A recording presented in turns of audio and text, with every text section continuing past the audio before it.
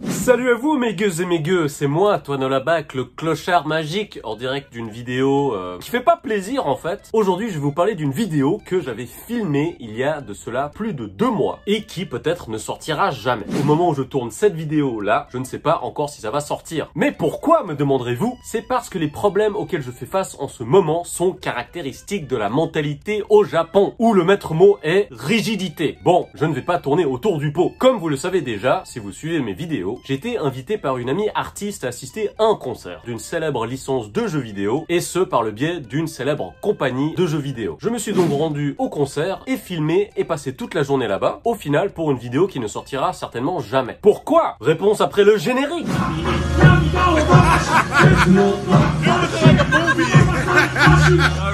It's my man Tawana. You need some artwork? Hit my man Tawana.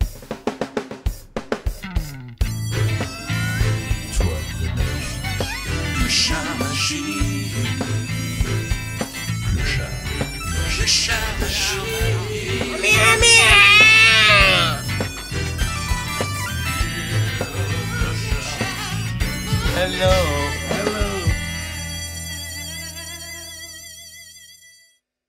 Revenons-en à ce fameux concert. Je me rends au concert de mon ami et son équipe me dit que le développeur de jeux vidéo me permet de filmer le concert et les répétitions également. Ce qui est vraiment une aubaine incroyable, n'est-ce pas? Évidemment, je suis extrêmement surpris parce que je ne suis absolument personne. Y aurait-il une intention cachée? Peut-être. Et pour être très honnête avec vous, mon but n'avait jamais été de filmer quoi que ce soit du concert. Car à la base, cet entretien devait se faire chez ma pote. C'est elle que je voulais interviewer uniquement. Et l'occasion faisant le larron, elle m'a invité au concert de cette fameuse licence de jeux vidéo pour laquelle elle chantait le thème d'ouverture. C'était pratique pour elle vu qu'elle était apprêtée, maquillée, et vraiment le but de base c'était de me rendre dans sa loge, faire l'interview, basta. Et le fait qu'on me propose de filmer tout ce qui est behind the scenes, c'était en vérité un cadeau empoisonné. Car si j'avais su les conséquences, j'aurais clairement dit non. Oui, c'est évidemment de ma faute, j'aurais dû peser le pour et le contre et me contenter de mon plan de base, mais c'était pas forcément évident pour moi vu qu'on m'avait proposé de filmer sur le moment. Si on m'avait donné quelques jours afin de pouvoir réfléchir à la question, j'aurais clairement pas accepté. Je sentais qu'il y avait quelque chose d'un petit peu fishy, comme on dit. Lors du concert, je suis en coulisses, je suis ma pote sur scène, je la filme, je couvre tout. Du coup, vu que je sais que j'ai la permission de filmer certaines choses, je construis la narration de l'interview autour de tout ça. Ce qui fait que cette partie où je filme les coulisses et des parties du concert, ça ne sert que à introduire ma pote, c'est uniquement pour l'interview. Cette vidéo n'était en aucun cas à propos de ce concert de jeux vidéo, ni même de ce développeur. Je rentre chez moi, je fais le montage, très long par ailleurs, et la vidéo, il se trouve qu'elle a un petit peu 2 parties. La première partie, c'est moi qui me rends à l'événement, je filme des choses en backstage, comme ma pote qui se prépare, qui met sa robe, et je la suis sur scène, basta. Et la deuxième partie, c'est nous deux dans sa loge où on fait l'interview. La première partie dure uniquement 5 minutes, alors que l'interview en dure 30. Le début, c'est un petit peu comme un générique qui sert vraiment à introduire l'interview. Du coup, le gros de mon travail par la suite, c'est vraiment un travail de montage afin de faire en sorte que le début s'articule bien avec l'interview. L'interview est en anglais, je rajoute des sous-titres en français partout. Imaginez quand même le travail de mettre des sous-titres pour 30 minutes d'interview. Mais également dans la première partie, je floute des visages, je floute le public, je floute l'orchestre. Et c'est un travail qui est vraiment énorme et très lourd pour moi parce que je ne suis pas monteur. Et en comparaison d'une vidéo habituelle, bah là ça représentait vraiment, j'exagère pas, quasiment 10 fois plus de travail. Déjà, il fallait écrire l'interview. J'ai dû acheter du matériel également à l'occasion. Il y a eu énormément d'organisation en amont, sans compter le fait que j'ai passé ma journée sur place à filmer, donc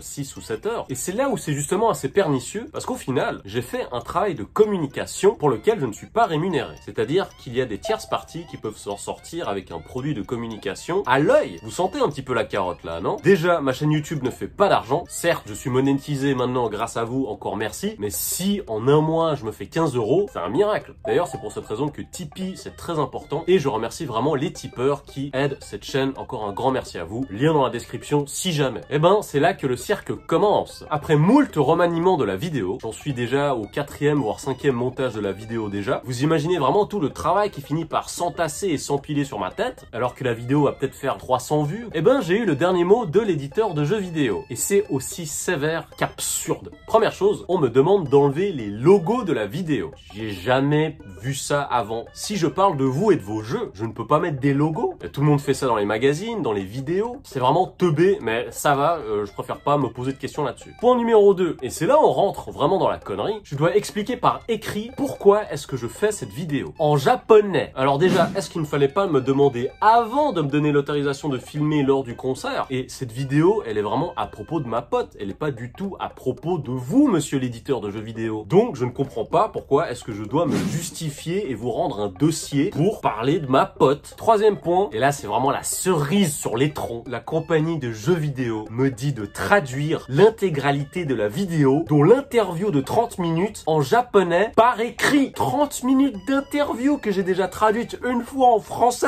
Maintenant je dois écrire le script en japonais. Mais j'ai pas que ça à foutre moi. Y a pas un de vos collègues dans vos grands bureaux qui sait parler anglais, qui peut jeter un coup d'œil et qui va se rendre compte que je ne parle absolument pas de vous, car oui, cette interview n'a rien à voir avec le développeur. Pourquoi est-ce que je dois la traduire? Allez vous faire cuire un cul. Par ailleurs, ma pote était vraiment hyper désolée que les choses se passent comme ça, en me disant bien que bon bah c'est comme ça que les choses se passent au Japon et que c'était vraiment son quotidien dans le milieu du divertissement ici. Comment est-ce qu'elle fait? Au bout d'un moment, tu finis par zigouiller quelqu'un, non? Et tout ça, c'est tellement caractéristique de la mentalité de travail au Japon. Psychorigide, aucun bon sens. La procédure et des règles débiles l'emportent sur la logique. Et ce culte de l'inutilité me rend absolument fou parce qu'il me demande de faire une traduction. Si je veux, je vais écrire n'importe quoi. Ils vont pas le vérifier, donc ça change quoi au fond? Je sais que ici, les mentalités de travail, c'est un délire. J'en ai déjà parlé dans une autre vidéo. Et vous me direz, mais oui, Toine, à Rome, fais comme les Romains. Non, mais là, les Romains, j'en ai ras le fion. Plus j'observe comment est-ce que les choses se passent, plus je deviens fou. Ce pays veut également vous rendre malade. C'est comme si quelqu'un avait le sida et il se dit, bah tiens, je vais contaminer d'autres personnes. Parce que c'est comme ça, c'est la règle. Ça, franchement, il faut que j'en parle dans une autre vidéo pour vous dire à quel point est-ce que le Japon, c'est un pays qui va terriblement mal. Et je vais vraiment vous dire les termes. Le Japon est un pays qui est en voie de finito. Si les choses continuent vraiment comme ça, là, je vous donne l'exemple d'une mauvaise expérience. Mais imaginez que ce genre de choses-là, c'est l'administration, c'est l'économie, c'est les taxes, c'est l'immigration, c'est à tous les niveaux. Bref, je me calme par rapport à ça. Je vais vraiment devoir en parler. Du coup, quid de la fameuse vidéo des coulisses, de l'interview et de tout ça? Là, je suis en train d'essayer de penser à des solutions avec ma pote. Et la solution la plus intelligente, c'est dire, ce serait de faire deux vidéos. La première vidéo où moi, je suis en coulisses, où je vais me plier au jeu des exigences débiles, où je vais traduire tout ce que je dis. Je me trouve à Yurakucho, je traverse la route, il fait beau aujourd'hui. Vraiment, c'est ça que je dis. Et ça durait 5 minutes. Et une deuxième vidéo de l'interview qui durait 30 minutes cette fois-ci. Et du coup, voilà, vu que les deux sont séparés, je n'aurais pas à traduire l'interview en japonais. Mais c'est tellement débile. Et pourtant, on a essayé de leur expliquer au staff que c'était complètement absurde leur idée là. Faire traduire toute une interview alors qu'elle n'a absolument rien à voir avec vous. Évidemment, c'était comme s'adresser à un mur. Parce qu'au Japon, c'est comme ça. Ça va donner naissance à une première vidéo qui n'aura aucun intérêt en tant que telle. En gros, c'est comme si on me demandait de séparer le générique du film parce que c'est comme ça qu'il fallait faire. Ça me rappelle cette anecdote qu'avait raconté le traducteur français du jeu Zelda Ocarina of Time sur Nintendo 64. Il avait également fait face à la rigidité du staff de Nintendo Japon. Dans le jeu, il y a un arbre millénaire ou j'en sais rien qui s'appelle l'arbre Mojo, mais son nom japonais original est Deku. Du coup, en français, Deku, bah ça se lit de cul quoi. Et le traducteur français, parce que c'est son boulot et que c'est quelqu'un d'intelligent qui s'inquiète de la bonne qualité de la traduction, il explique au staff nippon qu'on ne peut pas appeler l'arbre de cul comme ça en français également, vu que c'est un terme qui est connoté en dessous de la ceinture. Et bah le staff japonais était vraiment en mode ah bah non, on changera pas, c'est de cul, voilà, c'est comme ça. Bien heureusement, notre ami traducteur y est parvenu et c'est pour ça qu'on a l'arbre Mojo en français dans le jeu. Bref. Je sais qu'il y a beaucoup de gens qui rêvent de venir vivre au Japon, de travailler ici, surtout dans certains secteurs, jeux vidéo, manga, animé, parce que c'est ça que vous aimez de façon générale. Moi, je ne vous le conseille pas. Je le dis vraiment depuis le début de cette chaîne, il y a plus d'une année et demie. Le Japon, c'est le meilleur pays du monde pour les vacances, pour la bouffe, comme on peut le voir ici. Mais repensez un petit peu à d'où vous venez. La France, la Belgique, la Suisse, le Canada, le Luxembourg. C'est des pays qui sont vachement mieux à bien des égards, mais faites l'effort de vous en rendre compte. Enfin, quoique la France, ça n'a pas l'air génial en ce moment, quoi.